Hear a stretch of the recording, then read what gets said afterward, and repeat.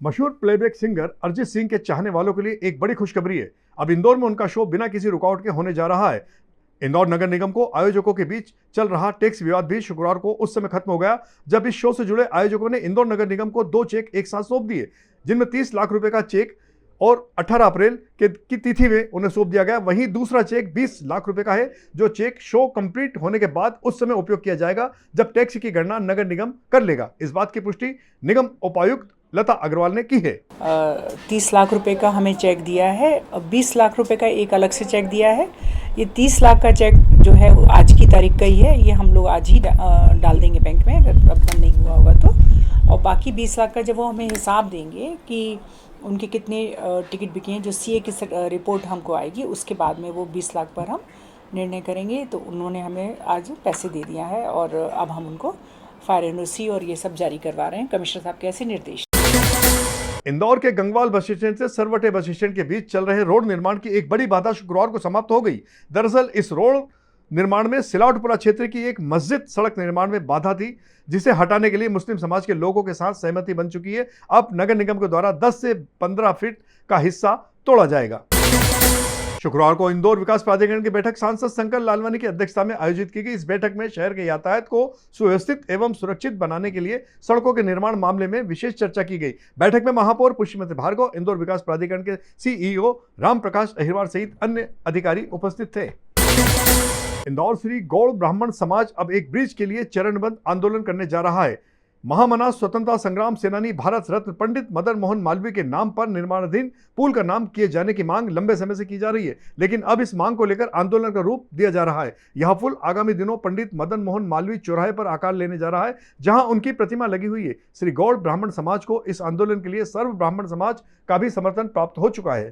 Sign करा के समाज के लोगों का, ब्राह्मण समाज के कोई भी ब्राह्मण हो, वो सर्व ब्राह्मण समाज की ओर से अपन एक हस्तलिपि लिख के करके और सबके हस्ताक्षर करके अपन आईडीएम को जो अध्यक्ष रहे हैं उनको समर्पित कर दें। उसके बाद एक कापी सीएम साहब को भिजवा दें, तो मेरे ख्याल से अपन यहाँ पे सफल होंगे।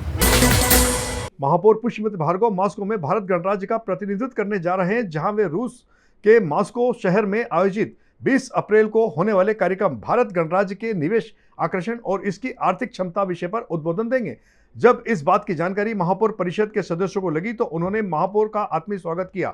इस दौरान महापौर ने बताया कि मॉस्को में किस तरह का आयोजन होने जा रहा है। ब्रिक्स नेशन और ब्रिक्स प्लस सिटीज के प्रतिनिधियों को भी आमंत्रित किया गया है। भारत से कुल 5 लोगों को इसमें प्रतिनिधित्व करने का अवसर मिल रहा है, जिसमें महापौर के नाते मॉस्को में भारत के विषय में, इंफ्रास्ट्रक्चर के विषय में और इंदौर के विषय में बात रखने का अवसर भी मुझे मिलेगा।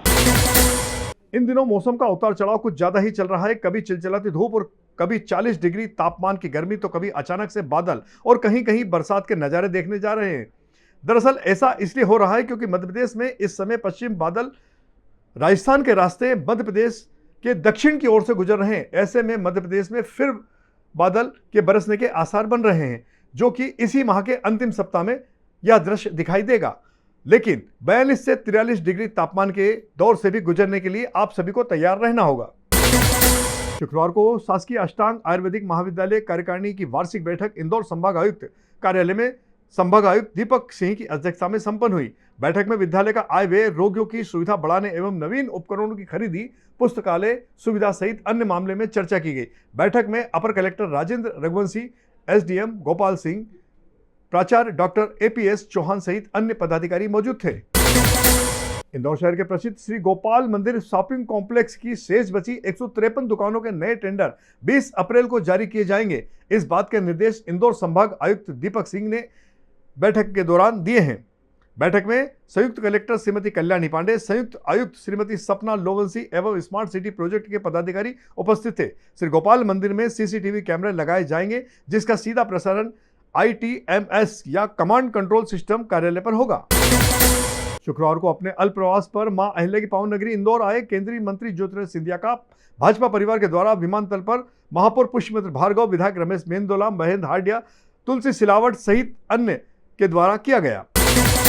इंदौर के कृषि महाविद्यालय में पिछले दिनों हुआ विवाद अभी भी थमने का नाम नहीं ले रहा है। एक और जहां आरोपी छात्रों ने यहां मोर्चा खोल रखा है, वहीं दूसरे पक्ष यानी कि कॉलेज के डीन के समर्थन में अनेक छात्र मैदान में उतर चुके हैं। इन छात्रों का कहना है कि कॉलेज के कुछ असामाजिक गतिविधियों से जुड़े छात्रों ने कॉलेज की शांति भंग कर रखी है और यहां पढ़ाई प्रभावित हो रही है। इन आरोपी छात्रों को बाहरी लोगों का समर्थन प्राप्त है या वही आकर टेंशन क्रिएट करते रहते हैं। इस मामले में थाने में भी आवेदन दे रखा है। इन लोगों के खिलाफ शुक्रवार को भी नारेबाजी और प्रदर्शन किया गया। सर, कॉलेज का माहौल कुछ दिनों से विगत दिनों से बिगड़ा हुआ है और इसका कारण है मुख्य रूप से राजनीति, जो आंतरिक तौर पर कुछ छात्रों का साथ दे रहे हैं राजनीतिक संगठन, और उस जो साथ की वजह से यहाँ पे जो माहौल ख़राब किया जा रहा है, अन्य छात्रों को जो डराया जा रहा है और जो शिक्षा में जो व्यवधान उत्पन्न हो रहे हैं, हम उन व्यवधानों के ऐसा ना हो, व्यवधान उत्पन्न ना हो, इसलिए हम यहाँ पे खड़े हैं। और जो डीन साहब पे जो झूठे आरोप लगा रहे हैं, लेकिन ये आधार नहीं मिलने के बावजूद